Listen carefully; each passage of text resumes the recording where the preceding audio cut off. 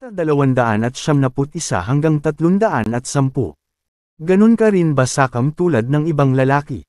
Lumingon si Yulia kay Alexander at matamis na tinanong. Bahagyang natakot ang lalaki sa kanyang ngiti. Ikinatwira niya na kung mas maganda ang isang babae, mas tuso siya. Nang mapansin ang pagkamatay ng kanyang asawa, nagmamadaling sumagot si Alexander, I'm unlike other men, honey. Ang puso ko ay laging sa iyo. Wala akong pakialam kung baguhin mo ang iyong estilo. Mahal ko kayong lahat. Yulia nodded her head, satisfied with his response. The man murmured to himself, I know it was a bad idea for Yulia and Valerie to meet. Kasalanan ko ang lahat ng ito. Dapat ay tumugon ako ng mas matatag. Now I must face the music. Naligtas si Alexander mula sa awkward exchange nang kumatok ang waiter sa pinto para tingnan kung may hain ang pagkain. Matapos siyang bigyan ng go-ahead, pinasok ni Valerie ang kanyang mga bisita sa kanilang mga upuan. Hindi na itinuloy ng mga babae ang kanilang pag-uusap dahil naabala sila sa mga pagkaing nakahain. Ang paksa ng talakayan sa hapagkainan ay umikot din sa mga rekomendasyon sa pagkain. Si Alexander ay nalilito sa kanilang pagkilos na para bang ang nakaraang digmaan ng mga salita ay hindi nangyari. Nagtaka pa siya kung nag-hallucinate ba siya sa kanilang naunang palitan. Isang lalaking nakauniporme ang pumasok sa VIP room sa kalagitnaan ng kanilang pagkain at sinabing, Ako ang manager ng restaurant na ito, si John Klein. Dahil nabook na ng isa sa mga bisita namin ang buong restaurant, kailangan naming umalis sa lalong madaling panahon. Ano? Bakit mo kami itinataboy kahit hindi pa tayo tapos kumain? Napasimangot si Valerie, hindi nasisiyahan sa pagkakaayos ng restaurant.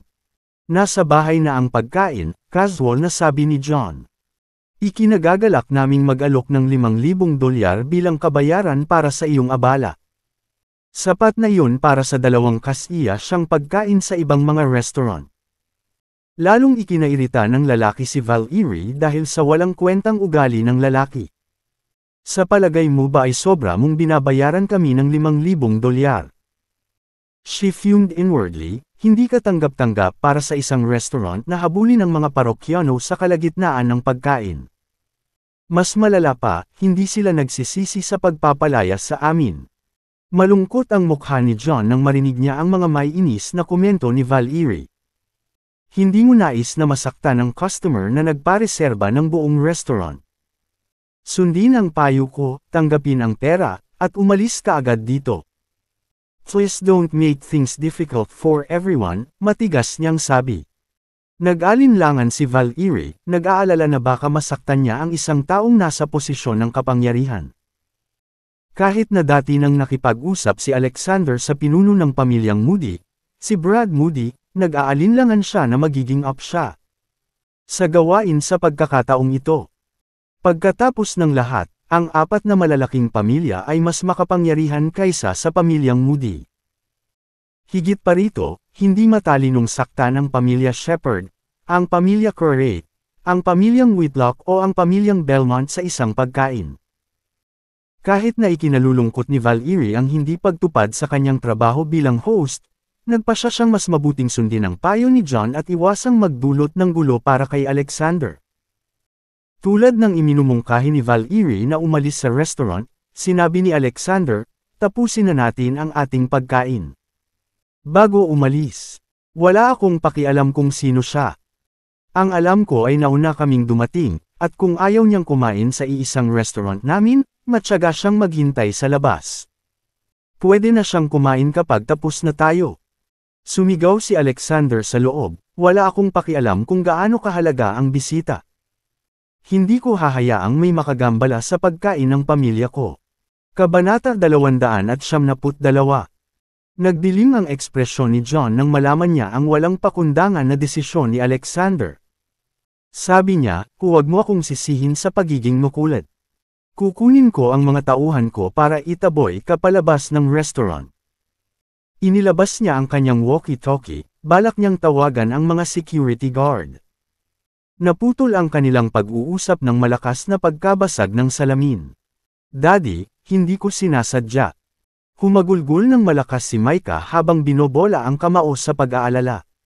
Gusto niyang kunin ang isang kutsarang gulay na inilagay sa harap ni Alexander, ngunit sa halip ay ibinagsak ang baso ng red wine sa sahig. Tinapik ni Alexander ang kanyang pisngi at inilo, "Ayos lang, sweetheart. Isang baso lang ng alak." Nagpasya si John na samantalahin ang sitwasyon. "Isang baso lang ng alak. Alam mo ba na ang basong ito ay ginawa ng mga craftsman ng royal family? Ito ay ginawa gamit ang limitadong edisyon ng mga purong kristal, bawat isa ay humigit kumulang 28 hanggang 30,000 dolyar. Kailangan mong bayaran ang baso dahil nabasag ito ng iyong anak. Kung hindi mo kayang magbayad, pumikit ako kung aalis ka kaagad." Lektura niya. $28,000. Sinasadya mo bang itaas ang presyo? Bulalas ni Valerie, nagulat sa sobrang presyo. Hindi siya naniniwala na ang karaniwang baso ng alak ay maaaring mag-transform sa isang pambihirang kristal na tasa. Itinuring ni John ang grupo ng may pagmamataas na tingin at sinabing, "Ako ang magpapasya sa halaga ng basag na baso. Hindi ba't nag-alok ako ng paraan? Kung hindi mo kayang bayaran ang tasa, umalis ka kaagad." Itinaas niya ang kanyang walkie-talkie at nagbanta, "Bibigyan kita ng 30 segundo para makaalis dito. Kung hindi, ipapalayas kita sa mga tauhan ko sa lansangan." "Ikaw, napakabuli mo." Napasigaw sa frustration si Valerie. Yulia, too, made a disdainful grimace. In contrast to their angry demeanor, Alexander laughed and gave the man a steel stare. John glared at him and challenged, "Anong tinatawa-tawa mo?" Nakangiting tanong ni Alexander, "If ang wine glass na nabasag ng aking anak ay kulang ng $28,000, magkano ang halaga ng buong restaurant?" Kahit na hindi niya alam kung ano ang pinagkakaabalahan ni Alexander, sumagot siya para maiwasang magmukhang mahina. $50 milyong. Bakit mo gustong malaman iyon? Hindi pinansin ni Alexander ang tanong ng lalaki at nagtanong, "Sige, ano ang bank account number mo? Ano bang balak mo?" Hiningi ni John. "Babayaran kita," seryosong sabi ni Alexander. Sa kabila ng kanyang pag-aalinlangan, ginawa ni John ang sinabi sa kanya, na iniisip na babayaran ng lalaki ang basag na baso ng alak. Tinawagan ni Alexander si Diane at inutusan, "Ilipat ang $50 milyong sa bank account na ipapadala ko sa ilang sandali." Tinitigan ni John ang lalaki ng walang laman bago lumabas. Sa pagtawa, "Hindi mo kayang bayaran ng $30,000. Paano mo planong makakalikom ng $50 milyong? Itigil ang paglalagay sa harap." Biglang tumunog ang phone niya. Laking gulat niya nang makita ang notification alert mula sa bangko. Nakredito ang $50 milyong sa iyong account. Kinatakutan ni John ang mangyayari dahil nakilala niya ang isang mayamang tao bilang isang dukha, at nagalit siya sa kanyang pangit na kilos. Habang pinoproseso pa ni John ang kanyang mga iniisip, tinatimad na sinabi ni Alexander, "Nagbayad ako ng $50 milyong para sa kupi ng iyong restaurant. Baka makaalis ka na dito. Ipinadala ko ang aking mga tauhan upang sirain ang lugar na ito." Kabanata 273. Anong sinabi mo? Isang bahagyang gulat ang gumapang sa boses ni John Klein nang mapagtanto niya ang bigat ng sitwasyon. Siya lang ang salary-taking restaurant manager. Ininsulto at kinukutya niya si Alexander, hindi alam na kaya ni Alexander na maglabas ng $5 milyong gamit ang isang dial ng isang button. Maaaring ipadala siya ng $5 milyong sa kulungan at pabulaykan ng 10 beses. Nagbanta pa si Alexander na gigibain ang restaurant. Tiyak na napansin ng kanyang amo ang halaga ng pera sa bank account ng restaurant sa ngayon, kaya hindi man lang niya makuha ang pera at tumakbo palayo. Natagpuan ni John ang kanyang sarili sa matinding paghihirap ngayon. Wala siyang choice kundi ang magpalat ng tono at makipag-usap kay Alexander ng matino. "Sir, huwag niyo pong sirain ang restaurant. Ako ang may kasalanan ngayon lang. Sorry sa ugali ko." Pagmamakaawa niya. "Trabaho lang ako dito, hindi tagagawa ng desisyon para sa restaurant. Let me return the money to you."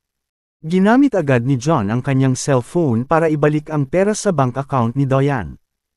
Paano ang basong nabasag ng anak ko? Malamig na tanong ni Alexander. John waved his hands frantically. Hindi, sir, hindi mo kailangang magbayad para dito. Normal na baso lang iyon, malamang nagkamali ako. Kinilala lang ni Alexander si John nang walang ekspresyon at malamig na mga mata. Natigilan si John sa kinatatayuan niya, hindi alam kung ano ang gagawin.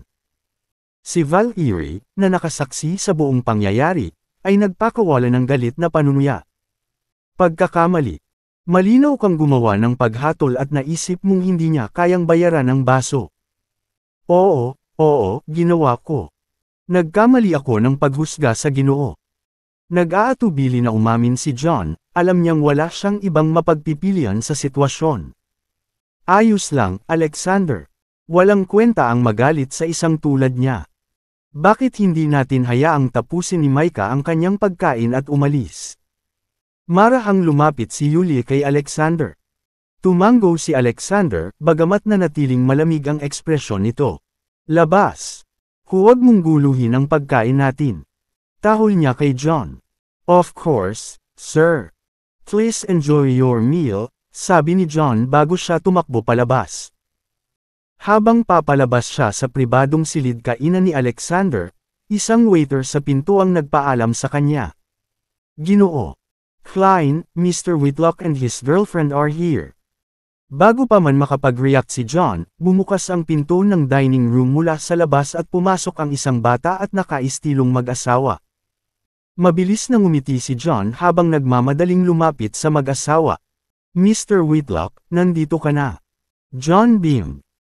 Mr. Tinanguan ni Whitlock si John sa isang maikling tango, ngunit ang kanyang tingin ay bumagsak kay Alexander Stone, na nakaupo sa kanyang pwesto sa dining room na kanyang nabok.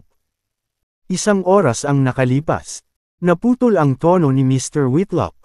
Bakit may kumakain sa upuan ko? Tumingin si John kay Mr. Whitlock, pagkatapos ay kay Alexander Stone. Hindi niya kayang saktan ang alinmang partido. Naipit sa pagitan ng isang bato at isang matigas na lugar, hindi niya alam kung tatawa o iiyak. Nagpasya si John na tumapak ng maingat. Ginoo. Whitlock, VIP guest din sila ng restaurant natin, tentative niyang simula. Nasa kalagitnaan na sila ng pagkain nang tumawag ng sekretarya mo. Maaari mo bang? Mr. Pinutol ni Whitlock si John ng isang nakamamatay na tingin bago niya natapos ang kanyang pangungusap. Nilunok ni John ang natitira sa kanyang mga salita habang si Mr. Whitlock ay dumaan sa kanya papunta kay Alexander, na nakaupo pa rin sa mesa. Nabook ko na ang buong restaurant. I'll give you 1 minute to clear up and leave, naiinip na utos ni Mr. Whitlock, na para bang hindi na niya matitiis na makasama pa si Alexander ng isa pang segundo. Naabutan ni John si Mr. Whitlock at tumabi sa kanya. Sa kanya, ang kanyang mga mata ay kumikislap ng mapanlinlang na kislap. Hindi niya kayang saktan si Alexander Stone, ngunit tiyak na magagawa ni Mr. Whitlock. Pagkatapos ng lahat, itong si Mr. Whitlock ay walang iba kundi si Todrick Whitlock, ang young master ng pamilya Whitlock. Ang mga Whitlock ay isa sa 4 na mahusay na pamilya. Gaano man katigas ang ulo ni Alexander Stone, tiyak na hindi niya maiisip na saktan ang isang Whitlock, hindi ba? Inihanda ni John ang kanyang sarili para sa isang magandang showdown sa pagitan ni Todrick Whitlock at Alexander Stone. Naningkit ang mga mata ni Alexander habang mabilis na sinulyapan si Todrick, bago pa niya masabi ang mga salita. Magwala. Kabanata 274. Anong sinabi mo? Halos hindi makapaniwala si Todrick Whitlock sa narinig niya. I asked you to get lost. Inulit ni Alexander Stone ang kanyang sarili, nakatitig ng masama kay Todrick upang may parating ang kanyang punto. Magkahalong galit at gulat ang ekspresyon ni Todrick. How dare you? Umuungal siya. Nasanay ang young master ng pamilya Whitlock sa mga taong yumuyuko sa kanya at sinusubukang pasayahin siya sa lahat ng oras. Walang sinuman, kahit na mga miyembro ng iba pang 3 dakilang pamilya, ang nakipag-usap sa kanya tulad ng ginawa ni Alexander Stone. Ang kanyang mga mata ay kumikislap ng nakamamatay habang sinusukat niya ang Alexander Stone. Todd, nagugutom na ako. Bakit hindi tayo pumunta sa ibang lugar? Hinikayat siya ng kasintahan ni Todrick. Bahagyang lamambat ang kanyang kilos habang tinitingnan siya. Inalalayan siya nito palabas ng silid, ngunit sa kaibuturan niya, alam niyang hindi pa ito tapos. Tiningnan ng girlfriend ni Todrick si Alexander na may kakaibang ekspresyon bago ito umalis, na para bang may gustong maalala. Pagkaalis ng mag-asawa, nagpatuloy si Alexander sa pagkain na parang walang nangyari. Alexander, ang lalaking yun ay ang young master ng pamilya Whitlock. Isa sila sa mga dakila. Baka na-offend mo lang siya, nag-aalalang nagsalita si Val Erie.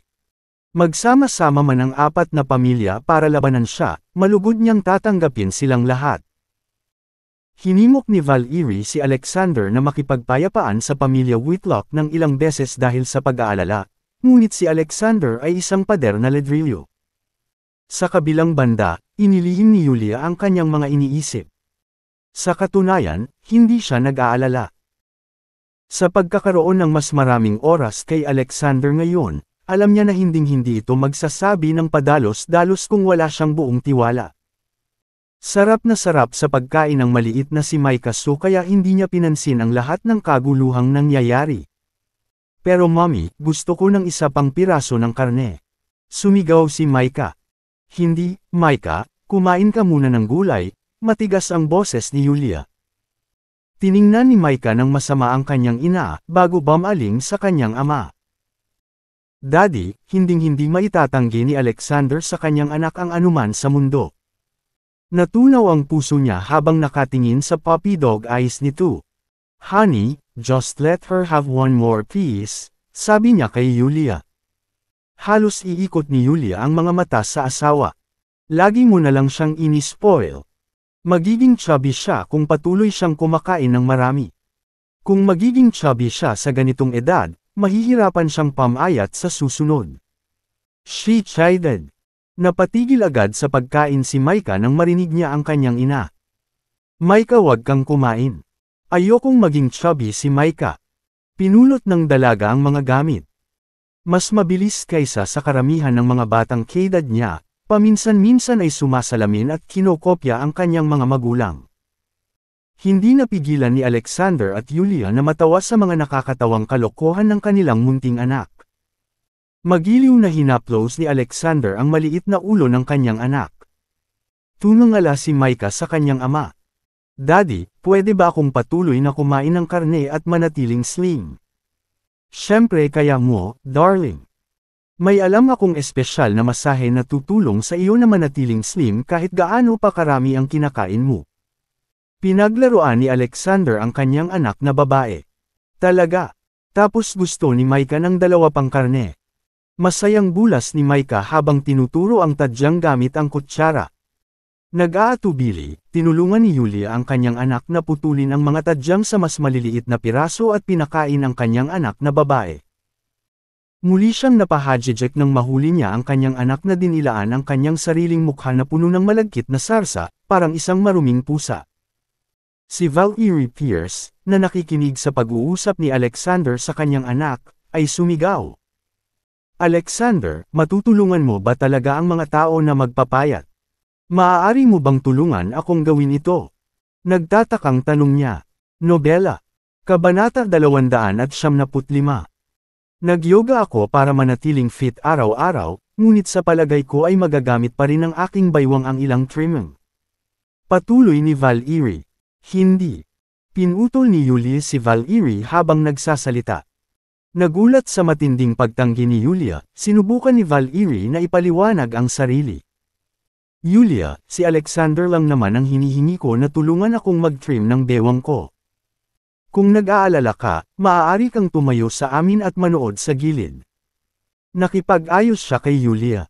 Mukhang pinag-isipan ni Yulia ang proposisyon ni Val Erie saglit bago siya umiling. Hindi, ito ay hindi mapag-usapan.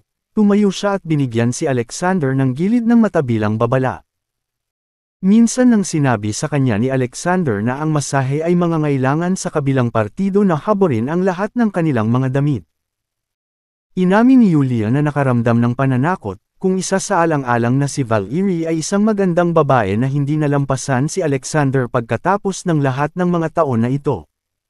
Paano niya papayagan si Alexander na magpamasahe sa kanya? Bakit hindi? Tinanong siya ni Valerie. Dahil itinikom niya ang kanyang mga labi, sinusubukang mag-isip ng sagot. Kasi mas kailangan kong i-maintain ang figure ko kaysa sa iyo. Busy siya sa pagmamasahe sa akin araw-araw. Wala na siyang ganoong karaming oras na nalalabi. Binigyan ni Valerie si Yulia ng isang beses, iniskan siya mula sa itaas hanggang sa ibaba. Narinig ko na mas mahirap para sa mga kababaihan na mapanatili ang kanilang figure pagkatapos manganak. Sa palagay ko totoo iyon. Oo, eksakto, Valerie, mabilis na sabi ni Yulia. You should let Alexander off the hook. Tumango si Valerie, naiintindihan ang posisyon ni Yulia ngayon. Huminto siya sa pang-aapi kay Alexander para sa isang pampapayat na masahe at gumawa ng isang tala sa isip na huwag ng manganak ng isang bata. Nasaksihan ng buong palitan, halos hindi mapigilan ni Alexander ang kanyang pagtawa. Napamulat ng mata si Yulia habang hinihimas siya sa tagiliran. Kahit papaano ay ginawa niya ang kanyang sarili bilang isang mataba na nasa katanghaliang gulang na ina sa kanyang hanggarang pigilan si Valerie na magpamasahe mula kay Alexander. Nagpaalam si Alexander at ang kanyang pamilya kay Valerie pagkatapos kumain at umuwi na. Matapos maligo at patulugin si Micah, sa wakas ay nahiga na sina Alexander at Yulia sa kanilang kama, pagod sa kanilang day out. Lumingon si Alexander kay Yulia, nakangiti ng matamis habang sinabing, Honey, I'm ready to give you a massage. Nakaharap si Yulia sa kabilang side palayo kay Alexander, pero hindi siya tumugon sa imbitasyon ni Alexander. Hindi mo ba sinabi, Valerie, sa hapunan na ipapamasahe kita gabi-gabi? Magsimula tayo mamayang gabi. Tuwang-tuwa ang boses ni Alexander. Oo. Daddy, tulungan mo si Mama na magbawas ng timbang. Mahinang ungol ng kalahating tulog na si Micah. Nahuli si Yulia sa adobo. Sinabi lang niya ang sinabi niya tungkol sa masahe noon para tumigil na si Valerie sa pag-usad sa asawa. Novel Bean. Hindi niya akalain na seseryosohin ito ni Alexander at mag-aalok sa kanya ng totoong masahe sa harap ng kanilang anak. This man is truly clueless. Naisip niya. Hindi na rin niya maibabalik ang kanyang sinabi sa harap ng kanyang anak, sa takot na ito ay magiging isang masamang halimbawa para kay Micah. Matapos manahimik ng mahabang sandali, lumingon si Yulia para harapin ang mag-asawa. Tinatawag ba ninyo akong mataba? She asked moodily. Of course not, honey. May katawan kang parang model. Paano ka naging mataba? Ikanaway ni Alexander ang dalawang kamay sa ere, nagulat sa biglaang akusasyon ni Yulia. Hindi mataba si Mommy. Sabi ng mga kaibigan ko sa school, si Mommy ang pinakamagandang mommy. Micah piped in. Nakatingin sa kanyang anak at sa kanyang nakatatandang lalaki anak na nagmamakaawa, hindi napigilan ni Yulia na tumawa ng malakas. Hindi na yata ako mangangailangan ng masahe dahil napaka-perpekto ng katawan ko, biro niya. Kukunin ko ang masahe sa tuwing tatawagan na naman akong mataba niyong dalawa. Kabanata 276. Gulp. Umikot ang sulok ng bibig ni Alexander. Si Yulia Su ay isang tunay na amo na babae na maaaring pumatay sa kanya kung gusto niya. Tinatawag siyang mataba. Parang maglalakas loob siyang magsabi ng ganyan. Ang mga kahihinatnan ng pagkabalisa ng kanyang asawa ay mas masahol pa kaysa sa isang digmaang sumiklab. Noong una ay nais ni Alexander na gamitin ang masahe bilang isang dahilan upang maging intimate sa kanyang asawa, ngunit ang kanyang pantasyang iyon ay malamang na hindi matutupad ngayon. Sinulyapan niya ang munting Micah at walang magawang ikinibit ang mga balikat. Tahimik din si Micah simula nang magalit siya ng kanyang ina kahit na nang aasar. Hindi pa ba kayo matutulog? Bakit gising ka pa? Bahagyang napangiti si Yulia sa kanyang mga labi habang pinatay ang lampara sa gilid ng kama, iniwan ang mag-ama na gising sa dilim. Kinabukasan, isang pamilyar na ringtone ang gumising kina Alexander at Yulia mula sa kanila. Mahimbing na pagkakatulog. Yulia, ito ang iyong telepono. Isang kalahating tulog na si Alexander ang nagtaas ng braso para hanapin ang phone ni Yulia na nag-charge sa may headboard. Inalis niya sa pagkakasaksak ang telepono at ibinigay kay Yulia. Ito ay isang tawag mula sa kumpanya. Umayos ng upo si Yulia sa kama bago niya sinagot ang tawag. Oo, Tom, okay na ba ang lahat? May issue ba sa anti-freckle cream? Nag-aalalang tanong ni Yulia. Hindi, Ms. Sue, ayos lang ang lahat sa produkto. Mabilis na tiniyak ni Tom sa kabilang linya ng kanyang amo. May pumunta sa kumpanya kanina. Umaga na humihiling na makipagkita kay Mr. Stone at pinilit kong kontakan ka. I'm sorry for calling so early in the morning. May gustong makilala si Mr. Stone. Sino ito? Hindi ako sigurado sa sarili ko, Ms. Sue.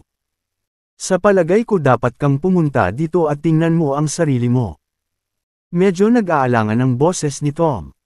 Naisip ni Yulia na mas mabuti para sa kanya na suriin ang sitwasyon para sa kanyang sarili.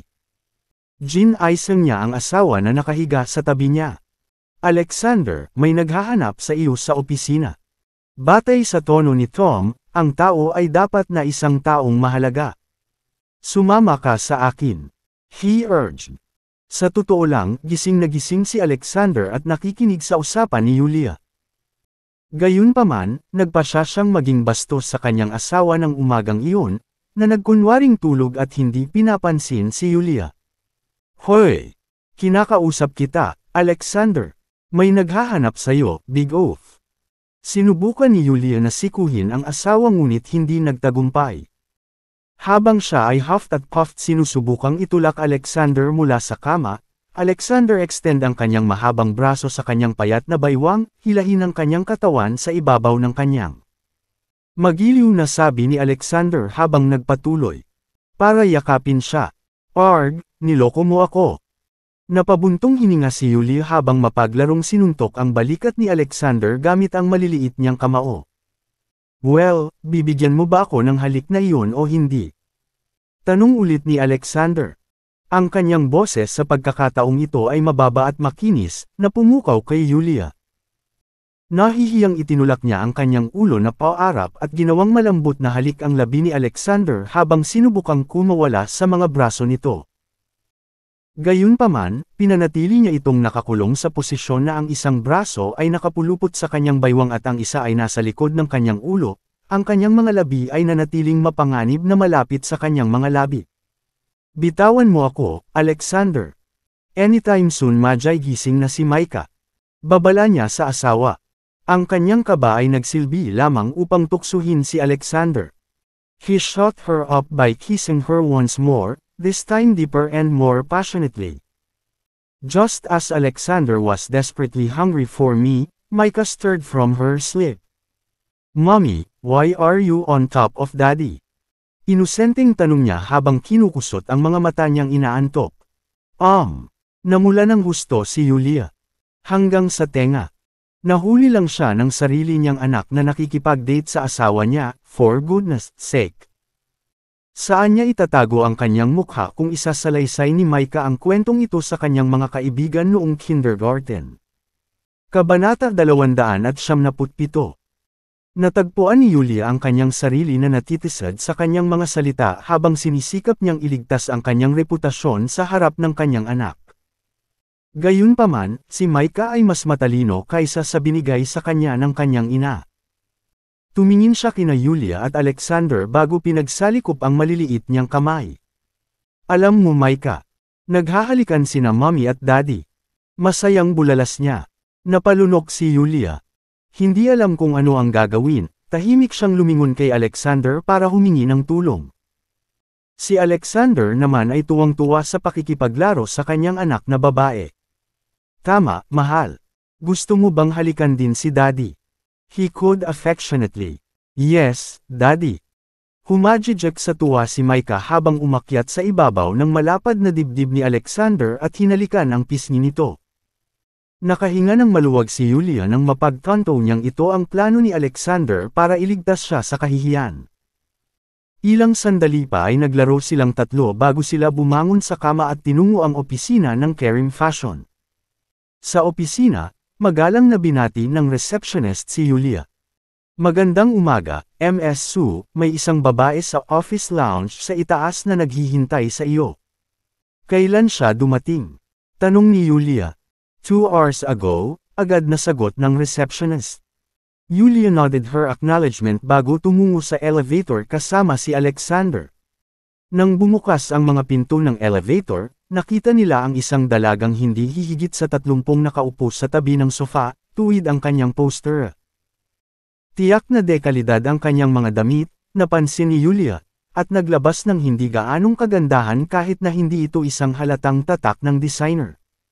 She was most certainly someone of stature. Mabilis na tumayo ang babae nang marinig niya ang mga yabag ni na Yulia at Alexander na papalapit sa kanya. Ginoo Stone, Ms. Su. It's a pleasure to meet you, bati ng babae. Ikaw si. Hindi na nag-abalang itago ni Yulia ang katotohanang hindi niya kilala kung sino ang babae. Ang babae, gayunpaman, ay tila walang pakialam. Ang pangalan ko ay Delilah Whitlock. Nakatutuwa akong makilala ang iyong kakilala, pansamantalang simula niya. Narinig ko na si Mr. Stone ay isang master practitioner ng acupuncture na nakapagpagaling pa nga ng mga late stage na mga pasyente ng cancer. I'm here to ask you to treat someone in my family, may kumikinang na pag-asa sa mga mata ni Delilah habang kausap si Alexander. Alexander and Yulia had a sudden realization there and then. Malamang na lumabas ang balita tungkol kay Alexander na gumagamot sa kaso ng cancer sa tiyan, na humahantong sa paghahanap ni Delilah Whitlock kay Alexander. Gayunpaman, nag-aatubili si Alexander na ipahiram ang kanyang mga serbisyo. Matatawag siyang makasarili, ngunit bumalik siya sa Cloudtopia upang makasama sina Yulia at Micah at mamuhay ng simple sa kanila.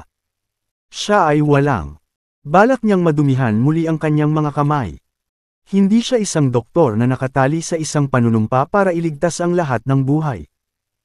Kung mayroon siyang obligasyon na gamutin ang bawat isang may sakit sa mundo, mamamatay siya sa pagod bago niya magamot silang lahat. Higit pa rito, naisip niya na makakaligtas siya ng mas maraming buhay sa pamamagitan ng pakikipaglaban sa front line ng larangan ng digmaan kaysa sa paggamot sa mga may sakit. Paumanhin, Ms. Whitlock. Isang beses na espesyal na kaso iyon. Hindi ako karaniwang nag-aalok ng paggamot sa mga pasyente, sabi ni Alexander kay Delilah nang may katiyakan. Isang nag-aalalang ekspresyon ang bumungad sa mukha ni Delilah. Ginoo Stone, I'm willing to pay as much as possible for your services, pakiusap niya. Umiling si Alexander. Hindi ito tungkol sa pera, Ms. Whitlock. Napagpasyahan ko na ang hindi pagtrato sa mga tao. Please leave, sinubukan niyang pakawalan siya ng malumanay hanggat maaari. Bago matapos ni Alexander ang kanyang pangungusap, ang prim and proper Delilah Whitlock sa harapan niya. Ginoo Stone, ang may sakit na pasyente ay ang aking lolo. Naubos ko na lahat ng pagpipilian ko bago ako lumapit sa iyo. Pakiusap niya kay Alexander, her hands in a prayer pose. Pakiusap, tulungan mo ang aking lolo. Nobela. Kabanata 278. Biglang naawa si Yulia matapos makita ang nagmamakaawang mga mata ni Delilah. Bumaling siya kay Alexander at sinabing, Alexander, dahil wala tayong plano sa araw na ito, bakit hindi tulungan ang lolo niya? Tumango rin si Micah. Tatay, umiiyak siya. Siguradong masakit ang lolo niya. Nang makitang magkampihan silang dalawa kay Delilah, hindi na siya kayang tanggapin ni Alexander. Sa sandaling iyon, pumayag na lang siya. Sige. Nang makita na ang aking asawa at anak ay pumanig sa iyo, tutulungan kita kahit minsan. Gayunpaman, kailangan mong ilihim ito. Nais ni Alexander na iwasang maakit ang mas maraming tao sa kanyang pintuan para humingi ng tulong. Si Delilah ay labis na natuwa nang marinig ang kanyang sagot. Tumango siya. Oo, ipinapangako kong sikreto ko ito. Aba, Yulia, mamasyal ka kay Micah. Tatawagan kita kapag tapos na ako. Lumingon si Alexander kay Yulia at sinabing. Tumango si Yulia at binuhat si Micah. Micah, mag-ingat ka kay Daddy. Ingat ka, Daddy. Hihintayin kita kasama si Mommy. Bulalas ni Micah. Good girl. Tinapik ni Alexander ang kanyang noo bago umalis kasama si Delilah. Habang nasa daan, muling nagpakilala si Delilah ng maayos. Pagkatapos ay nalaman ni Alexander na si Delilah ang panganay na anak ng pamilya Whitlock, isa sa 4 na mahusay na pamilya. Ang lolo niya na may sakit ay si Blanc Whitlock. Makalipas ang kalahating oras, inihinto ni Delilah ang sasakyan sa pasukan ng Cloudtopia General Hospital. Sumunod si Alexander sa likod niya habang papunta sila sa VIP room sa itaas na palapag. Nakahiga si Blanc sa kama. Isang koma. Humigit kumulang 12 ang tao ang nakatayo sa paligid ng kama ng ospital, at sila ay mga inapo ng pamilyang Whitlock. Delilah, saan ka nanggaling? Bakit mo dinala ang isang karaniwang tao dito? Pagkapasok ni Alexander sa silid, isang babaeng nasa katanghaliang gulang na ang nakakainis kay Delilah. Sumigaw si Delilah at mabilis na nagpaliwanag, ito si Mr. Stone, na may mahusay na kasanayan sa medisina.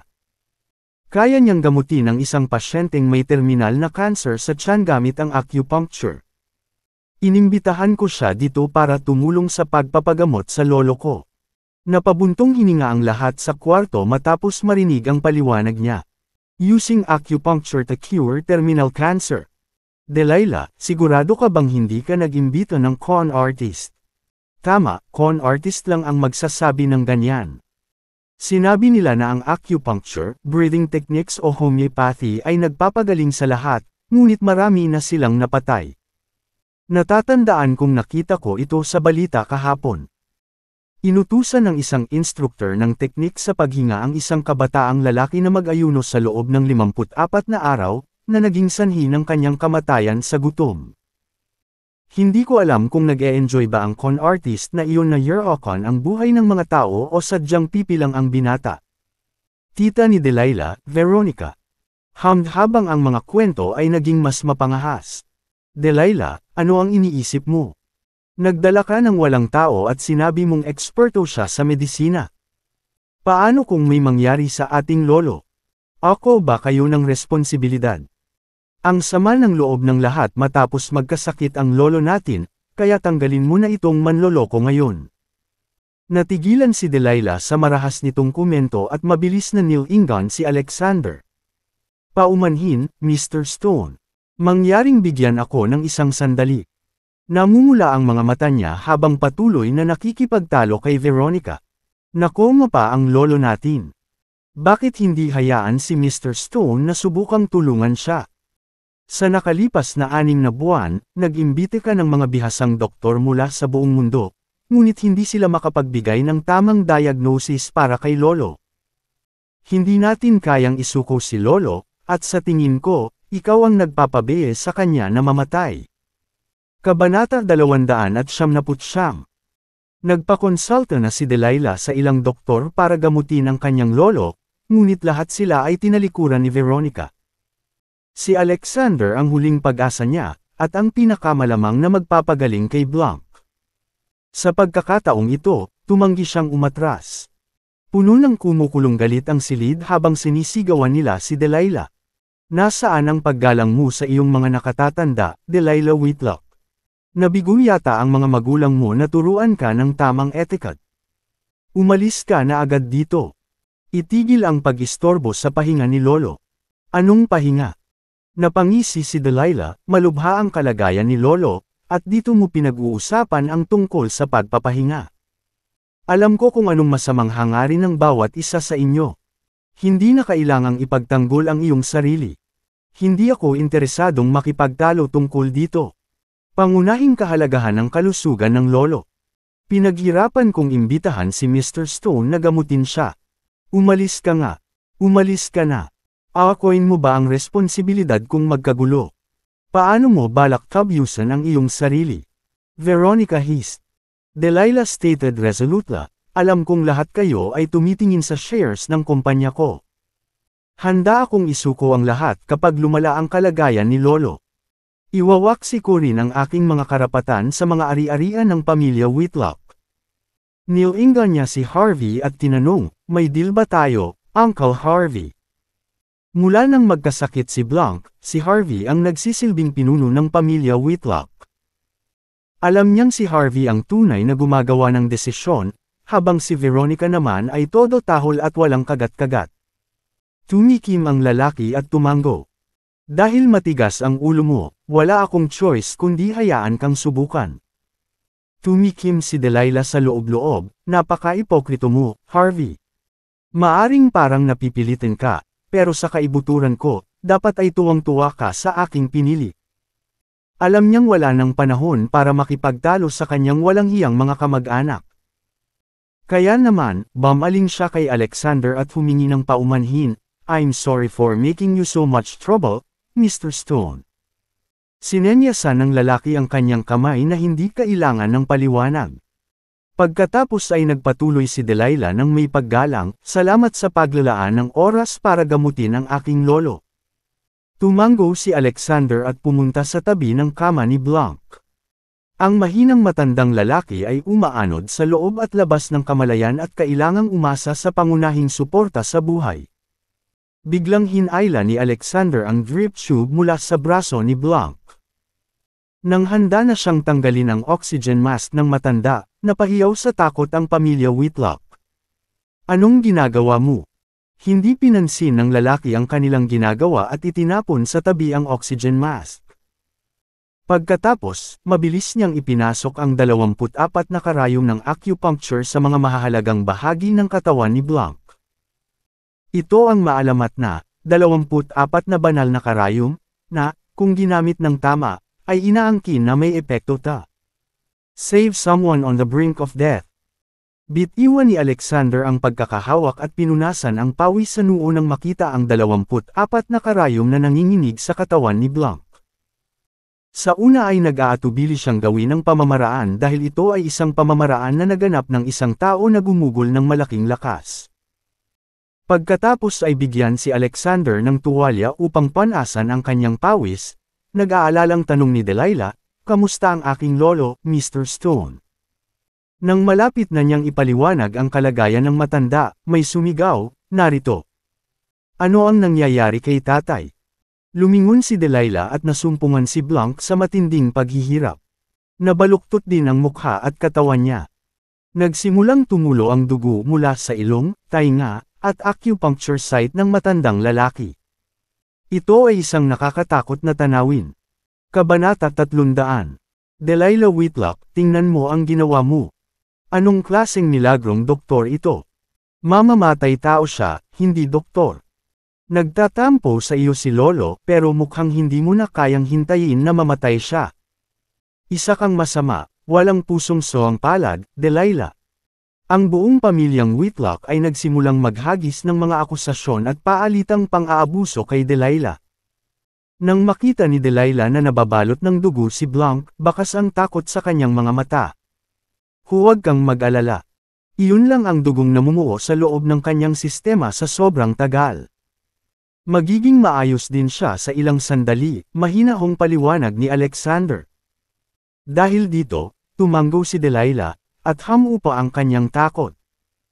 Kung tutuusin, hindi niya hihilingin kay Alexander na puntahan ang kanyang lolo kung wala siyang buong tiwala sa kakayahan nito. Gumamit ng acupuncture upang makagawa ng isang mahimalang lunas. Bilang resulta, naniniwala siya na si Alexander ay nagtataglay din ng kakayahang pagalingin ang kanyang lolo. Ang sakit ni Blanc ay hindi karaniwan at hindi karaniwan, kaya natural. Ang isa ay kailangan ding gumawa ng mga allowance para sa hindi pangkaraniwang paraan ng paggamot ni Alexander. Naunawaan ito ni Delilah, ngunit ang iba sa pamilyang Whitlock ay hindi. Si Tita Veronica, lalo na, ay natakot. Mapanlin lang kang hamak. Isa kang kwentuhan at manloloko. Kahit na ang isang ganap na normal na tao ay mamamatay kaagad pagkatapos ng labis na pagdurugo, lalo na ang isang matanda sa isang may sakit na kama. Inakusahan niya si Alexander sa matinis at galit na mga tono. Utos ni Harvey, lumingon sa mga tao sa tabi niya. Saglit na kumikinang ang mga mata ni Alexander habang pinagmamasdan ang mga Whitlock. Mga walang hiya. Naaawa talaga ako kay Blank Whitlock sa pagkakaroon ng mga anak at apo na tulad mo. Anuman ang nasa isip ng mga Whitlock na ito, hindi interesado si Alexander na alamin ito. Kinuha niya ang mga karayom ng acupuncture at naghanda na umalis. Manatili ka dyan. Biglang sigaw ni Harvey. Hindi mo man lang ba naisip na umalis habang duguan ang nakahiga doon nakaawa-awang Mr. Whitlock? Mas mabuting bigyan mo ako ng paliwanag o isang antidote ngayon din. Eksakto. Kailangang imbestigahan ng maigi ang B***** quack na ito. Who knows kung kasabwat niya si Delilah para nakawin ang yaman ng pamilya. No wonder nagmamadali siyang umalis. Ito ay isang bagay para sa pulisya ngayon. Sunggaban siya at huwag mo siyang hayaang makatakas. Nagkagulo ang pamilya Whitlock, malayang lumilipad ang mga akusasyon at pagrereklamo. Nang makuha si Alexander sa kustodiya, masisisi nila si Delilah sa lahat. Naturally, hahatiin nila ang kanyang bahagi ng shares kapag naaga na nila ang mga ito mula sa kanya, kaya wala silang intensyon na payagan si Alexander na umalis ng ganun-ganun lang. Gayunpaman, hindi sila pinansin ni Alexander at tinungo ang pinto. Akala ba talaga ng mga idiot na ito ay mapipigilan nila siya sa pag-alis? Sa panaginip nila, marahil. Nang malaman ni Harvey na aalis si Alexander, hindi alintana, sumigaw siya, "Security! Pigilan mo ang pag-alis ng kumag na ito." Agad-agad, ang tunog ng tumatakbong mga yabag ay narinig mula sa koridor sa labas, at 20. Higit na nakaitim na nakasuot ng mga lalaki na nakasuot ng in-ear monitor ang bumungad sa pintuan sa harap mismo ni Alexander. "Kabataan, ikaw. Manatili ka lang sa kinaroroonan mo, kung hindi ka magsisisi." Nagbabala ang pinuno ng pangkat ng seguridad.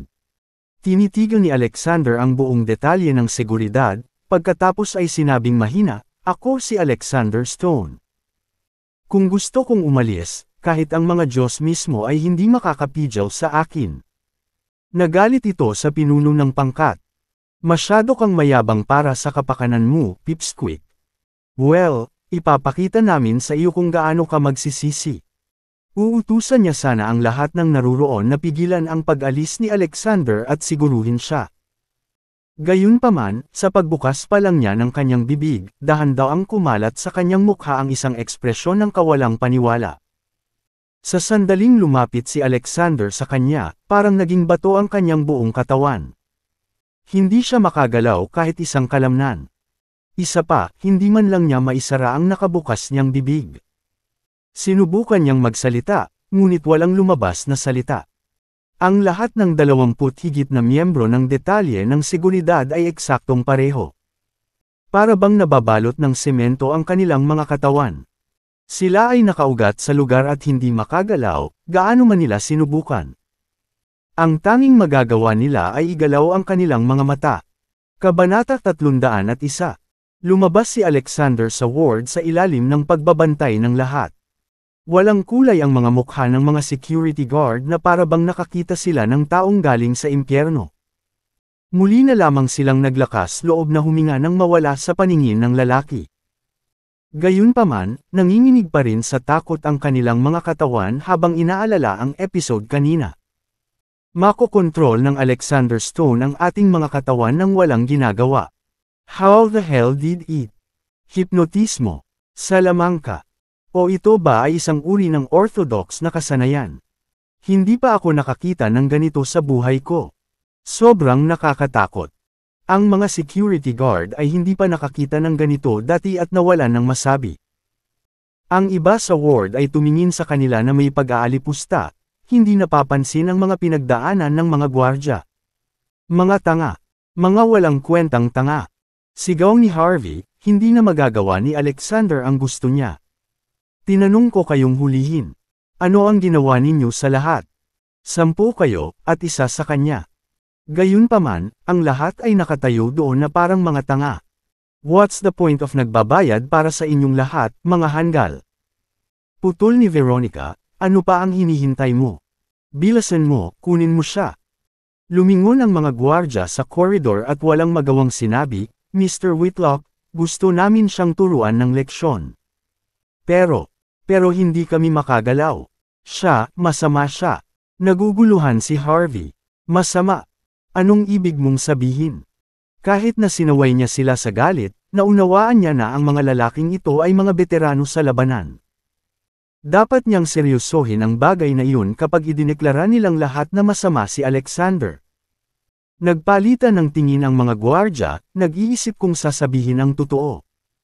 Sa bandang huli, naglakas loob ang pinuno para magpaliwanag. Ginoo Whitlock, habang pinalilibutan namin siya, humakbang siya pasulong. Bagamat ito ay tila isang normal na hakbang, ito ay talagang isang malakas na enerhiya na nagpa-freeze sa amin. Mata lang namin ang nakakagalaw. Natigilan si Harvey sa sinabi nila. Naisip niya, ang mga lalaking ito ay matagal nang sumusunod sa utos ko. Hindi sila otters ng walang laban. Nagsasabi kaya sila ng totoo. Nangangahulugan ba ito ng Alexander Stone ay may mga pambihirang kakayahan? Bago siya makabuo ng conclusion, narinig niya ang mga yabag na nagmumula sa pintuan. Ito ang direktor ng ospital, si Dr. Carlson, na may isang maputing matandang lalaki na nakasunod sa likuran. Ang huli ay payat, na nakawadrado ang mga balikat at nakataas ang baba, na nagpapakita ng kumpiyansa at binigyang kapangyarihan. Sa wakas ay nakabalik ka na, Dr. Carlson. Tumakbo si Harvey papunta sa lalaki at nagpatuloy, nagdurugo ng husto ang tatay ko. Bilis, tingnan mo siya. Kinawayan ni Carlson ang kanyang kamay at sinabing, wala ito sa akin. Lugar ng kadalubhasaan. Ngunit inimbitahan ko si Mr. Russo, isang paggamot sa mga kakaibang karamdaman. Isa siya sa pinakamagaling sa larangang ito. Natatakot ako na wala na akong solusyon kung kahit hindi siya matukoy ang kalagayan ng iyong ama. Nilingon ni Harvey si Daisy Russo at sinabing, salamat sa tulong mo, Mr. Russo. Hinaplos ng matanda ang kanyang balbas at tumango.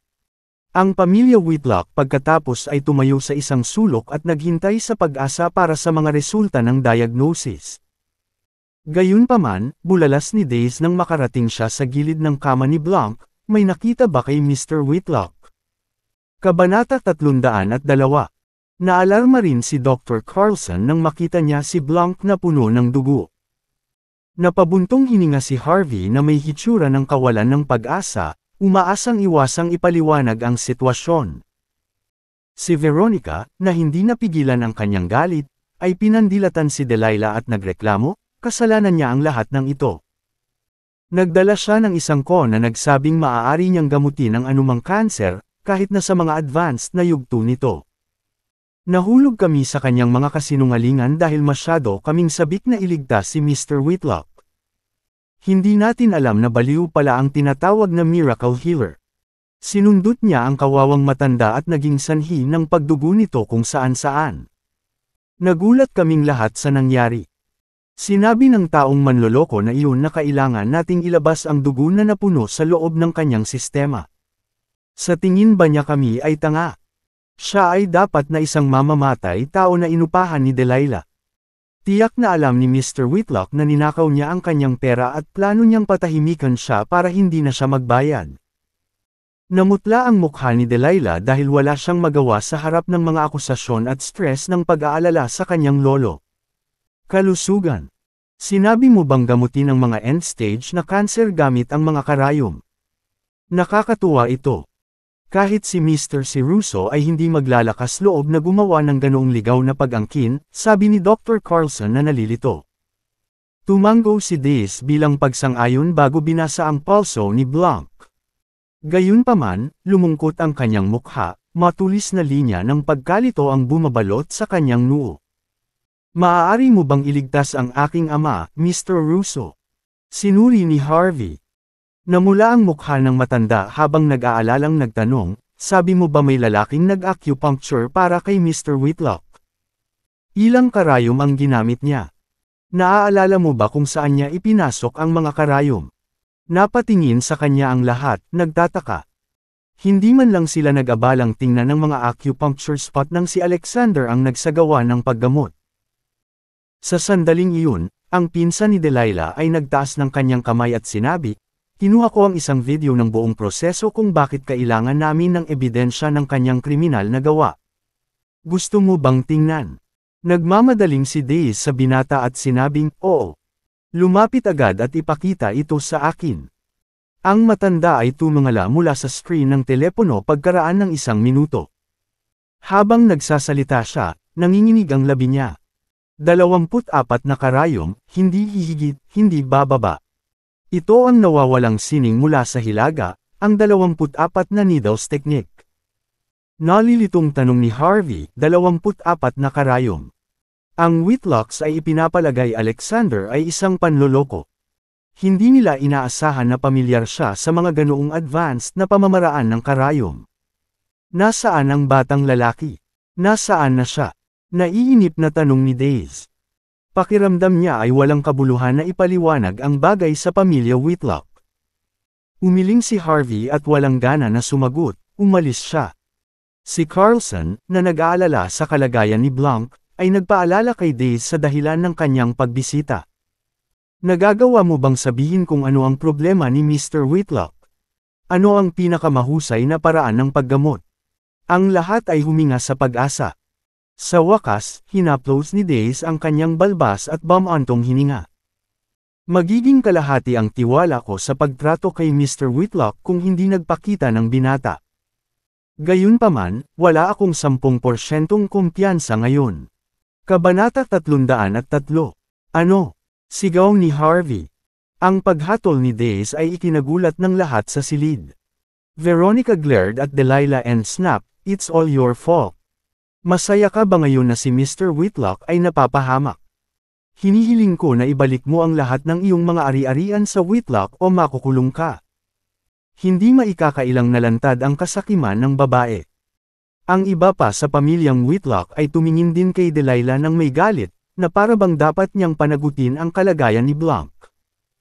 Bilang pinakamatandang miyembro ng pamilya, natural na kinailangan ni Harvey na maging cool. Gayunpaman, ang kanyang tahimik na saloobin sa hindi makatwirang mga kahilingan ng kanyang asawa ay nagpahayag ng kanyang posisyon sa bagay na ito. Nang bahagyang huminahon ang iba pang mga miyembro ng pamilya, umiling si Days at nilinaw, "Na mismo ang aking mga salita kanina. Bagamat hindi ako sigurado kung saan natutunan ng binata ang 24 na needles technique, malinaw na mas mataas ang kanyang mga kasanayang medikal kaysa sa akin. Ang pamamaraan ay sinasabing nilikha ng isang makadiyos na tao noong unang dakilang kan ng Imperyong Mongol, ang panahon ni Genghis Khan. Usap-usapan na may kapangyarihan siyang magpahaba ng buhay. Kahit na maaaring may ilang mga pagmamalabos sa mga alingaw-ngaw, naniniwala ako na ang pamamaraan ay sapat na advanced upang gamutin ang kondisyon ni Mr. Whitlock." Sumimangot ang matanda at nagpatuloy, "Gayunpaman, batay sa aking pagbabasa ng pulso, tila may puwersahang nagtanggal ng karayom habang ginagamot ang binata." Lumingon ang lahat kay Veronica at bumulong-bulong, "Ikaw. Tama ka." Ang kanilang paghanga kay Days ay hindi masasabi.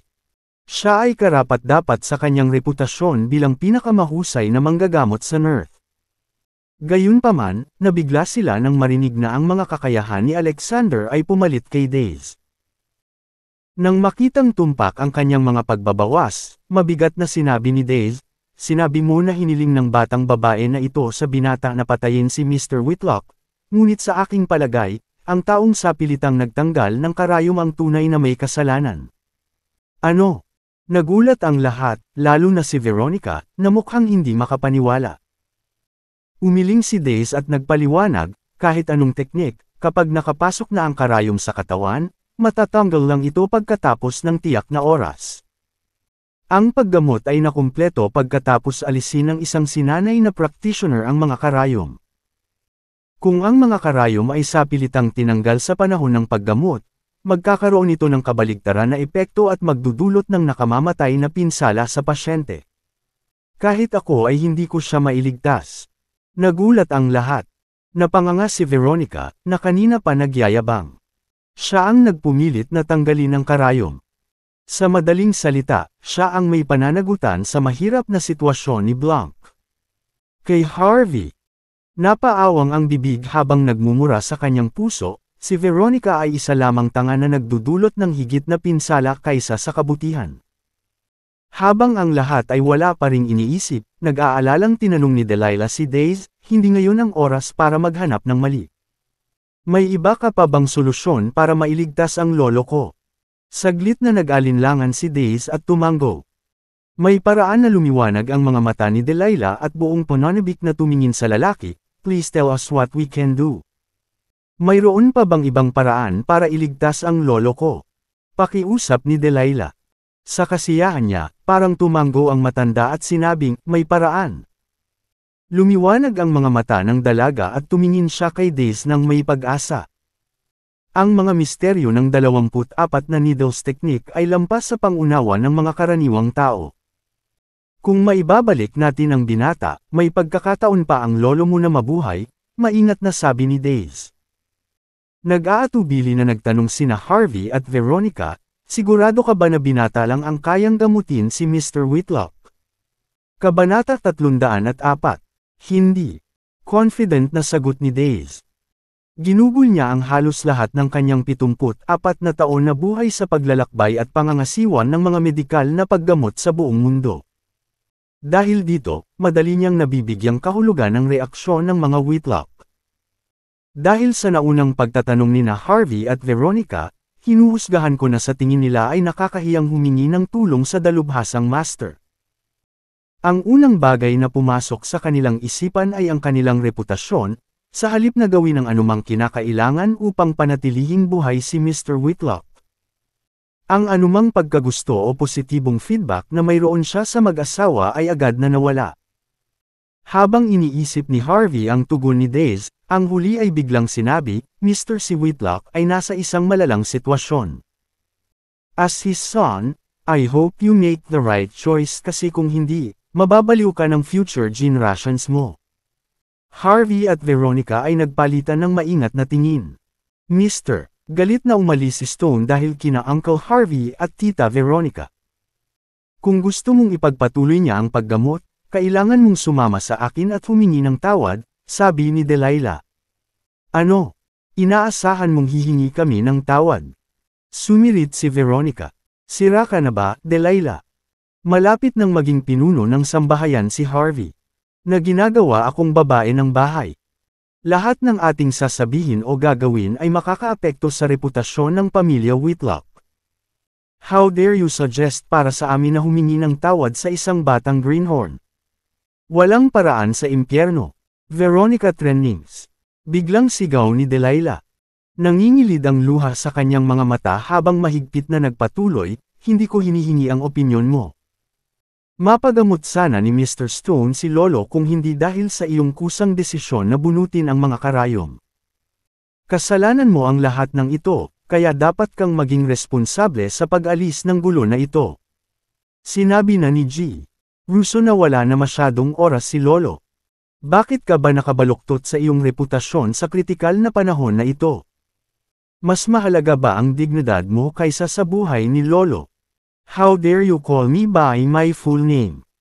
Nakakunot noo si Veronica, handang makipagtalo sa walang galang na babae. Bago pa siya makapagpatuloy, sumigaw si Delilah, tumigil ka na sa pagsasalita. Binabalaan kita na kung hindi ka humingi ng tawad kay Mr. Stone, gagamitin ko ang lahat ng bahagi ko para labanan ka hanggang sa mapait na wakas. I swear I'll rob you of everything. Ikaw. Napakunot ng noo si Veronica, naiinis sa banta. Bagamat malaking korporasyon ang Whitlock, ang bawat lahi ay maaari lamang makakuha ng limitadong bilang ng mga bahagi dahil sa malaking bilang ng mga inapo sa ang pamilyang Whitlock. 10% lang ng shares ang ibinigay kay Harvey kahit na siya ang panganay na anak ng pangunahing sangay ng pamilya. Nakatanggap si Delilah ng 15% ng mga bahagi dahil sa kanyang makabuluhang kontribusyon sa kumpanya. At dahil napaboran siya ni Blanc. Kaya, maaari siyang bumuo ng isang alyansa sa mga panlabas na shareholder at iboto si Harvey sa labas ng kumpanya. Wag na. Maaari nating pag-usapan ang lahat ng ito mamaya. Mag-focus tayo sa pagliligtas kay Blanc, sabi ni Harvey kay Veronica. Pinili ng lalaki dahil sa takot sa banta ni Delilah kaysa sa pag-aalaga kay Blanc. Gayunpaman, hinanggad ng masasamang mag-asawa na linlanggan ang iba sa pamamagitan ng paglalaro ng dyablo sa asawa, at ang asawang lalaki ang gumanap na anghel. Ngumisi si Veronica, sige. Ginagawa ko lang ito para kay Mr. Whitlock. Aayusin ko ang mga score sa iyo kapag natapos na ang usapin. Walang galang na tawagin mo ang iyong mga nakatatanda sa kanilang buong pangalan. Hindi mapakali si Delilah na makipagtalo sa di makatuwirang babae. Inilabas niya ang kanyang phone at inutusan ang kanyang mga subordinate na hanapin ang kinaroroonan ni Alexander. Kabanata 305. Nakipag-ugnayan si Alexander kay Yulia pagkatapos umalis sa ward ni Blanc. Papunta na siya para samahan ang mag-ina sa kanilang shopping trip. Ito ay isang pambihirang pagkakataon na makasama ang kanyang pamilya sa isang katapusan ng linggo. Wala siyang pakialam kung patay o buhay pa si Blanc. Kung tutuusin ay pumayag lang siyang magpagamot sa matanda dahil si Yulia at Micah ang nag-udyok sa kanya. Hindi niya alam na kailangan niyang harapin ang pangungutya at katawa-tawang gawa ng pamilya Whitlock sa pagbunot ng mga karayom sa katawan ni Blanc. Ito ay isang pag-aaksaya ng kanyang oras at lakas. Bagamat nakikiramay siya sa sitwasyon ni Delilah, hindi niya nais na madamay sa away ng pamilya. Kaya naman, nagpasya siyang pinakamabuting umalis sa lugar. Nang dumating si Alexander sa mall, napansin niyang nakikipag-usap si Yulia sa dalawang iba pang individual sa isang branded experiential shop. Anong nangyayari, Yulia? Nag-aalalang tanong ni Alexander. Bago siya makasagot, sumirit ang binata sa tabi niya, "Oh, we meet again." Lumingon si Alexander at nakitang si Todrick iyon, ang lalaking hindi niya napagkasunduan sa restaurant noong nakaraang gabi. Alexander. Huminga ng malalim si Yulia at sinubukang pakalmayan ang sarili. Gayunpaman, bahagyang inis pa rin ang nararamdaman niya. Nakahinga si Micah nang dumating ang tulong. Nakakairite siya, Daddy. Bulalas niya sabay turo kay Todrick. Nauna nang nakita ni Mommy yung scarf at nakahawak pa siya. Inagaw niya ito sa kanya at sinabing mas bagay ang babae sa scarf. Sa wakas naunawaan ni Alexander na scarf ang sanhi ng tensyon. He scoffed inwardly, "Isn't it shameless of him to fight with a woman for a scarf?" Todrick chuckled when he heard Micah claims. So what kung pinanghahawakan niya? Ang scarf ay pag-aari ng tindahan kung hindi niya ito binayaran. May karapatan akong bilhin ito. Pagkatapos ay bumaling siya sa tindero at sinabing, "I wrap mo ito para sa akin." "Sir." Nag-aalangan na sabi ng tindera. Alam niyang nakuha muna ni Yulia ang scarf at ipinagbabawal ang pag-uugali ni Todrick sa ilalim ng mga patakaran ng tindahan. Gayunpaman, hindi siya nang ahas na magsalita dahil sa takot na magalit ang lalaki. Hindi nasiyahan sa hindi pagkilos ng tindero, sumimangot si Todrick at pinarusahan, "Ano ang mali? Kung hindi mo magawa ang desisyon, sabihin sa iyong boss na kausapin ako. Maaari mo ring tawagan ang regional manager at tanungin sila kung kanino nila dapat ibenta ang scarf. Masasabi mo sa kanila na ako ang young master ng Whitlock family, si Todrick Whitlock." "The young master of the Whitlock family." Gulat na sabi ng tindera. Nagsimulang magbulungan ang mga taong nagkukumpulan para manood ng kaguluhan. Thus, ang ibig niyang sabihin ay ang mga Whitlock mula sa apat na mahusay na pamilya. Sino pa ba ang maglalakas loob na tawagin ang kanilang mga sarili bilang young master ng pamilya Whitlock sa Cloudtopia? No wonder he's so arrogant. Makukuha ng apat na mahusay na pamilya ang anumang gusto nila, kasama na ang scarf na ito. Nilingan nila sina Alexander at Yulia at binigyan sila ng nakakaawang tingin. Batay sa kanilang walang kinang pananamit, napagtanto nila na ang mag-asawa ay walang kapangyarihan o pera upang labanan ang isang tao mula sa pamilya Whitlock. Ito ay isang scarf lamang, Todrick. Nauna niya itong nakuha kaya huwag na tayong mag-away. May isa pang outlet sa Sconvia City. We can get it from there, wika ng babaeng katabi ni Todrick. Gayunpaman, winagiway ng lalaki ang kanyang kamay at mayabang na sinabi, "Iba naman, Amanda. Kapag bumalik ka sa Scanvia City, maaari mong makuha ang scarf, ngunit hindi ito magiging katulad ng regalo mula sa akin, hindi ba? Ako ang young master ng Whitlock family. Makukuha ko ang kahit anong gusto ko sa Cloudtopia. Wala akong pakialam kung sino ang unang nakakita ng scarf. Hanggat gusto ko ito ay magiging akin. Kabanata 306. Binigyan ni Todrick si Alexander ng masamang tingin. Hindi naman niya kailangang iregalo kay Amanda Fitz ang scarf, ngunit nang makita niya si Yulia, naalala niya ang pangyayari kagabi. Kailangan niyang ibalik ang mukha na nawala sa kanya kahapon. Bukod dito, gusto niyang mapabilib ang isang dilag tulad ni Amanda. Lalong lumakas ang kanyang pagnanasa sa paghiganti nang makita niya si Alexander. Nang marinig ang mga salita ni Todrick, tumaas ang kilay ni Alexander at ni Nishan. Ganoon ba kahanga-hanga ang young master ng pamilya Whitlock? Wala akong pakialam kung buong pamilya ng Whitlock ang nasa harapan ko. Dahil ang asawa ko unang nagkaroon ng scarf, walang sinuman sa mundong ito ang makakaalis nito sa kanya. Hinailan niya si Yulia sa kanyang mga bisig at nagkumpiyansa habang nagsasalita. Natunaw ang puso niya nang tumayo si Alexander at protektahan siya. Kunin mo sa akin ang bill. Nang hindi na hinintay na sumagot si Todrick, kinuha ni Alexander ang kanyang credit card at ibinigay sa tindera. Ang huli ay nasa isang mahirap na posisyon, hindi sigurado kung tatanggapin ang card.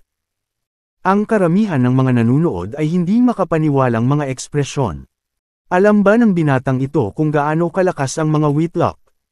How dare he argue with the young master of the family? How dare he offend the four great families? He's risking his life for a scarf. Siya ay nababaliw. Hindi niya alam ang lugar niya sa mundo.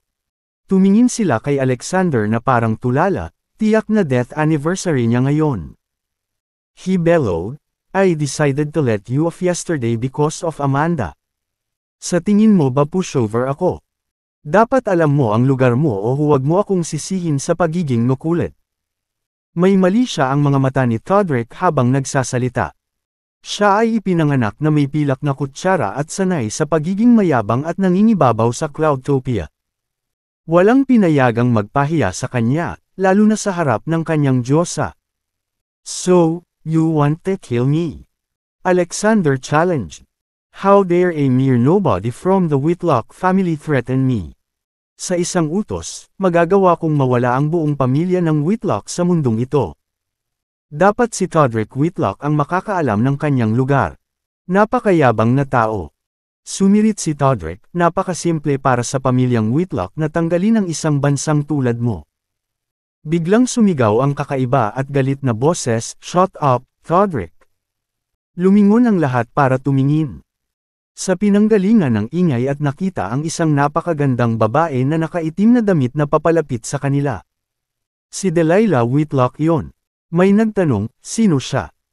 How dare she ask the young masters the Whitlock families to shut up? Napakayabang niya. Nagbabala ang isa pa, tumigil ka na sa pagsasalita. Ito ay si Delilah Whitlock, ang paboritong apo ni Mr. Whitlock. Mas marami siyang bahagi kaysa sa pangunahing pamilya. Ibig sabihin ba nito ay mas may kapangyarihan siya kaysa sa young master ng pamilya Whitlock? Siyempre. Bakit pa siya maglalakas loob na pagsabihan si Todrick Whitlock sa publiko? Nakatingin ngayon ang lahat kay Delilah na may pagtataka. Hindi nila maisip kung bakit siya biglang sumulpot o kung bakit niya pinagalitan si Todrick nang hindi niya alam kung ano ang nangyayari. Tila walang pakialam ang babae sa pagsisiyasat ng publiko habang tinatahak niya si Alexander. Ginoo. Batu. Sa harap ng karamihan, binigyan niya si Alexander ng isang magalang na pagyuko. Lahat ay naguguluhan sa kanyang mga kilo. Anong nangyayari? Bakit si Delilah Whitlock, isa sa mas makapangyarihang miyembro ng pamilya Whitlock, ay yumuyuko sa isang ordinaryong binata? Kabanata 307. Tumango si Alexander at magalang na ngumiti ng walang sabi-sabi tungkol sa magalang na pagyuko ni Delilah. Umayos ang likod ng babae at tumingin kay Todrick. Humingi agad ng tawad kay Mr. Stone. She demanded, Let's get this straight, Delilah. Nasa bingit ng kamatayan ang matandang sumusuporta sa iyo. Ang pinuno ng pamilya Whitlock ay magiging tatay ko. Sino ka para turuan ako? Ako ang young master ng Whitlock family. Bakit ako hihingi ng tawad sa isang bumpkin ng bansa? Hindi niya ito deserve. Bumuhos ang galit kay Todrick nang marinig ang pagkastigo. Matagal na niyang itinuring si Dylan na nakakasira ng tingin.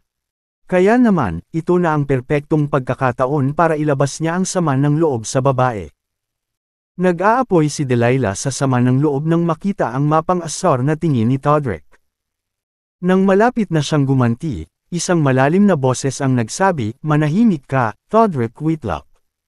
Sino ang muling pasaway kay Todrick? Lumingon ang mausisa at nakita ang isang mag-asawang nasa katanghaliang gulang na papalapit. Sila ay protektado ng isang grupo ng mga lalaking nakaitim. Ito ay ang tiyuhin at tiyahin ni Delilah, sina Harvey at Veronica. "Bakit ka nandito, tatay, nanay?" Nagtatakang tanong ni Todrick. Hindi siya pinansin ni Harvey at pinayuhan, agad na humingi ng tawad kay Mr. Stone.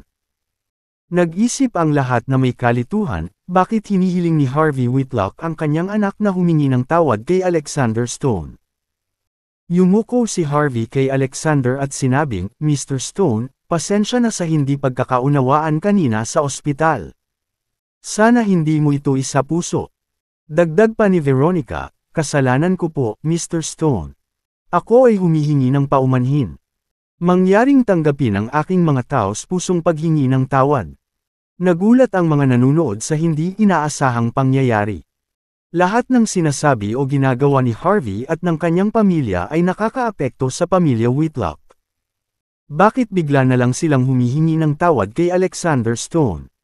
Tinutugunan pa nga nila siya ng buong paggalang.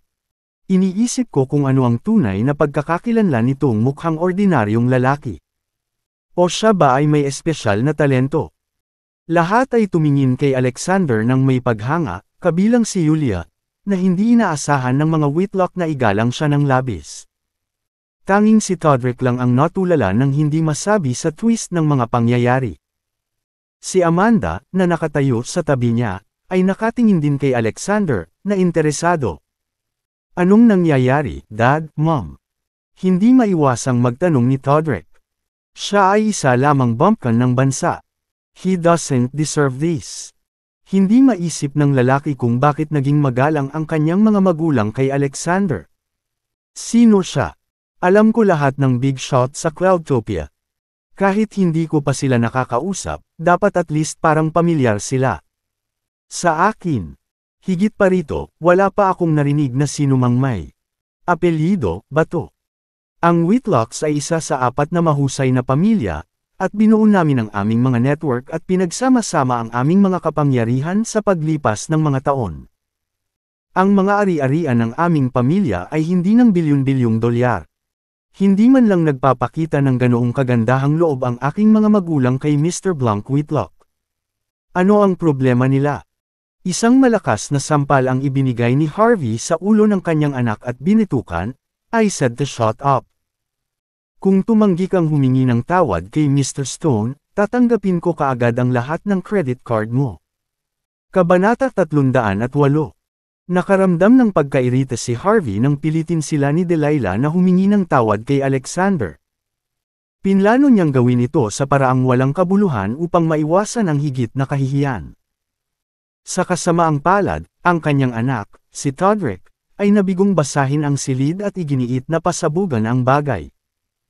Nang marinig na sinadya ni Harvey na wakasan ang kanyang credit card, labis na natakot si Todrick na wala siyang pakialam sa kanyang dignidad. Yumuko siya at humingi ng paumanhin, "Kasalanan ko lahat ito, Mr. Stone. Pasensya na sa mga padalos-dalos kong gawa." Napanganga ang mga tao sa nakakagulat na eksena. Gayunpaman, hindi pinansin ni Alexander ang mga Whitlock, at inulit lang sa sales assistant, "Kunin mo sa akin ang bill." Kinakabahang tumango ang ginang at sumagot, "Oo, sir, maghintay sandali." Mabilis siyang tumakbo sa front desk at bumalik na may dalang card machine. Matapos bayaran ang bill, maingat na binalot ng sales assistant ang scarf at ibinigay kay Julia. Sweethearts, let's go. Ihahatid kita kumain ng masarap. Hinawakan ni Alexander si Yulia gamit ang isang kamay at niyakap si Micah sa kabilang kamay habang tuwang-tuwa silang naglalakad palayo. Hooray! Natuwa si Micah. Nang marinig ni Yulia na tinawag sila ni Alexander bilang sweetheart, namula siya. Hush! Nakatingin ang lahat. Sumandal ang lalaki sa kanyang tainga at bamulong, ipagpapatuloy natin ang ating matatamis na bulong pag-uwi natin ngayong gabi. Tumigil ka nga. Nagkunwaring naiinis si Yulia pero lihim siyang natuwa. Natuwa si Alexander nang makitang bumuti ang kanyang kalooban mula noong episode kanina. Hold on, Mr. Stone, tawag ni Harvey. Sabik na makita ang tatlo na naglalakad palabas ng shop. Mga tanga kami sa pagtanggi sa tulong mo kanina. Si Mr. Whitlock ay nasa matinding kalagayan, at ikaw lamang ang makakaligtas sa kanya. Pwede mo ba akong pakitunguhan muli? Sinaman siya ng tingin ni Alexander at sumirit, busy ako. Paano mo nagawa ito? Nagalit si Harvey nang ipagpatuloy ni Alexander ang pagiging mayabang. Ibinaba na nila ni Veronica ang kanilang kinatatayuan at mapagpakumbabang humingi ng tulong sa kanya. Tama lang na sumunod si Alexander sa kanila. Hindi niya inaasahan na tatanggihan sila ng lalaki ng walang pag-aalinlangan. Malamang, siya ay kasuklam-suklam. Si Delilah ay sumugod kay Alexander at same time na nagmakaawa, pakiusap, Mr. Stone. Mangyaring iligtas ang aking lolo. Tita at tito ko ang may kasalanan. Hindi dapat ang aking lolo sa kanilang mga aksyon. Ako ay wala sa aking talino. Ikaw lang ang makakaligtas sa kanya. Mangyaring iligtas ang aking lolo sa huling pagkakataon.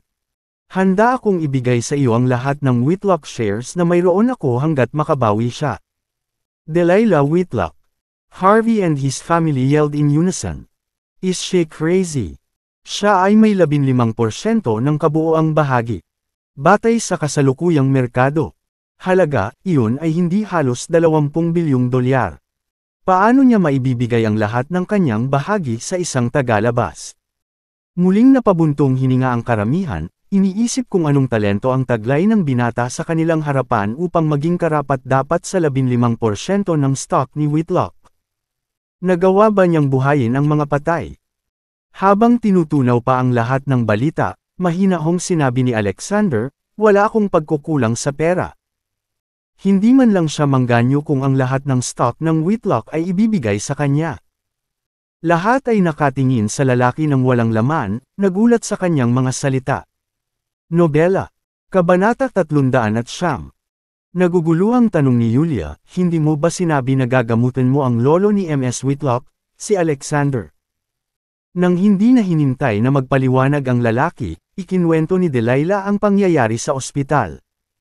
Humingi pa siya ng tawad kay Alexander at the end na parang kasalanan niya. Lamambot ang puso ni Yulia nang maalala niya ang sarili niyang lolo.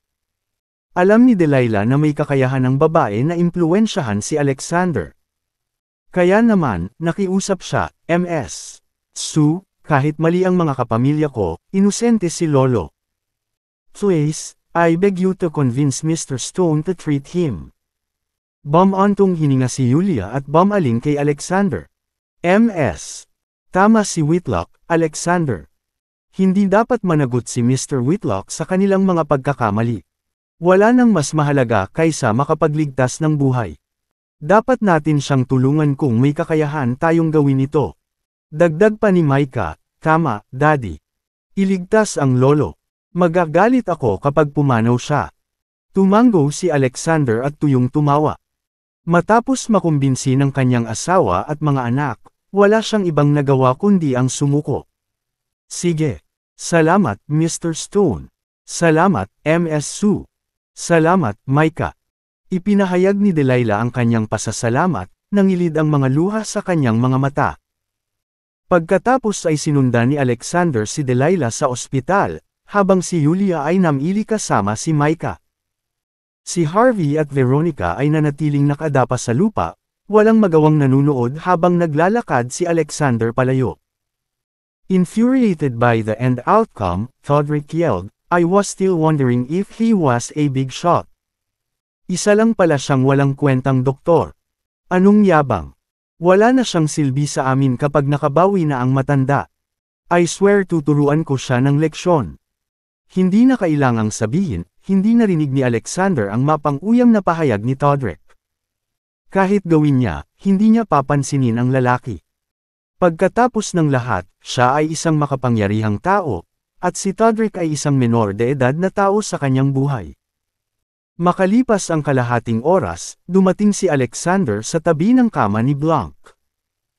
Ang iba pang mga Whitlock ay umalis sa ward dahil nahihiya silang harapin ang lalaki pagkatapos ng nakakahiyang insidente kanina. 2 nurse na lang ang natitira sa ward.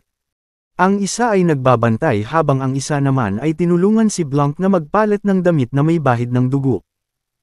Hiniling ni Alexander na umalis ang mga nurse sa silid upang maibigay niyang muli ang kanyang 24 na needles technique.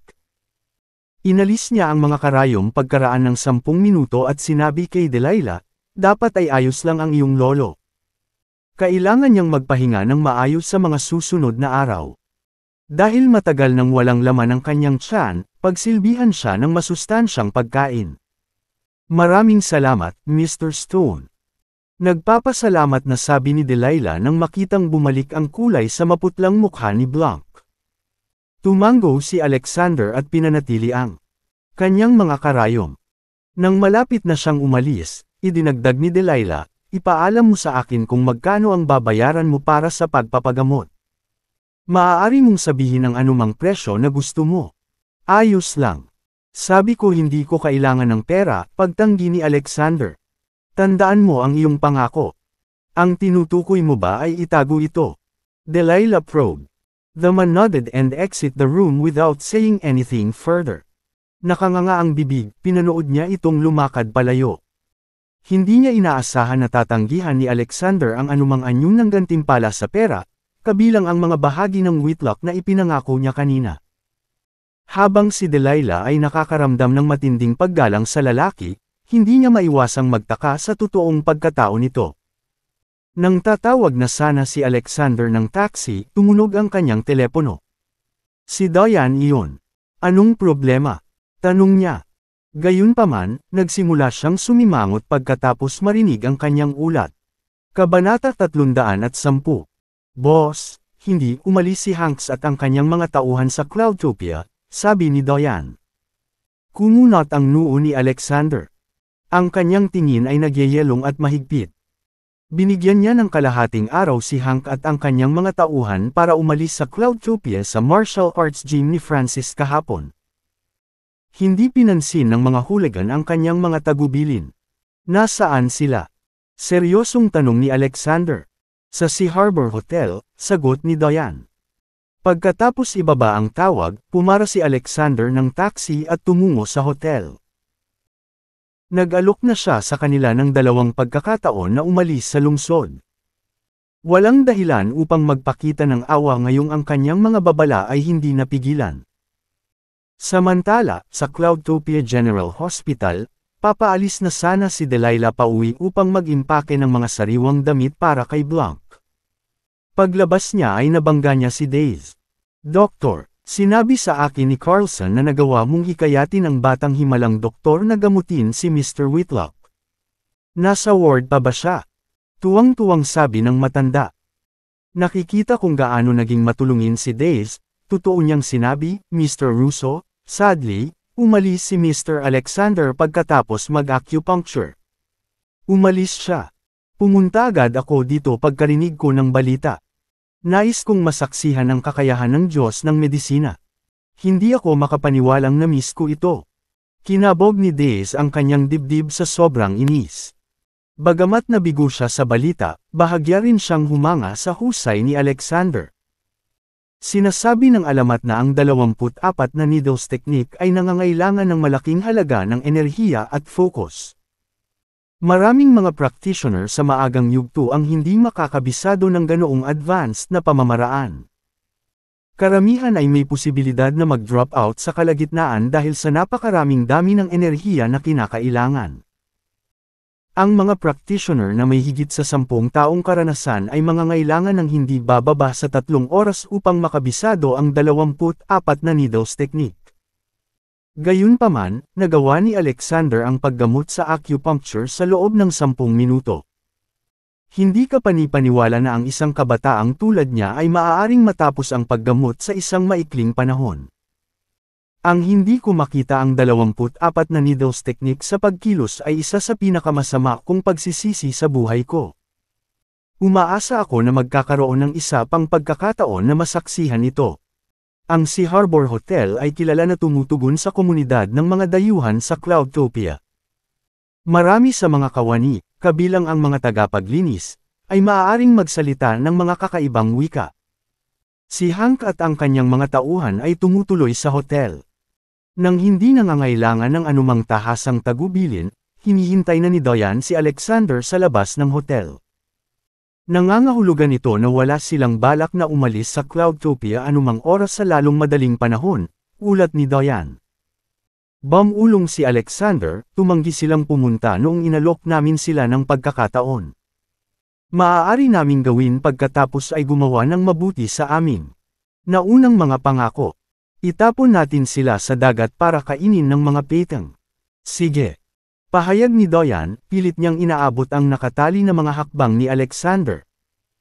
Nang sila ay patungo na sa lugar ng silid ng hotel, isang kakaibang pamilyar na boses ang tumunog. Lumingon si Alexander at nakita si Greg Kirk, ang show-off sa class reunion. Nang makita ni Greg si Sklar, nagalit din siya.